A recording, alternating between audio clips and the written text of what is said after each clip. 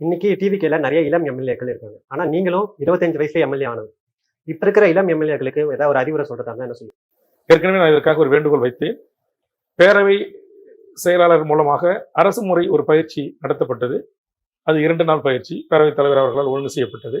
அது போதுமானதாக இல்லை. அதனால் எத்தனையோ தமிழ்நாட்டுடைய அரசியல் கட்சிகளில் பல கட்சிகளில் மூத்த உறுப்பினர்கள் இருக்கிறார்கள்.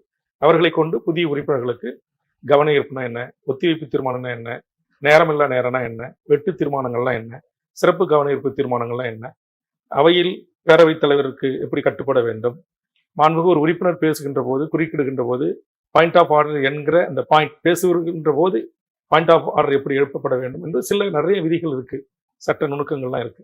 அதை முறையாக அனுபவம் வாய்ந்த சட்டப்பேரவை முன்னாள் உறுப்பினர்களால், முன்னாள் அமைச்சர் பெருமக்களால் அல்லது முன்னாள் பேரவைத் தலைவர், துணைத் தலைவராக, கொறடாவாக பணியாற்றியவர்களை கொண்டு ஒரு பயிற்சி அளிக்கப்பட்டால் அது சிறப்பானதாக இருக்கும் என்பது என்னுடைய பார்வை.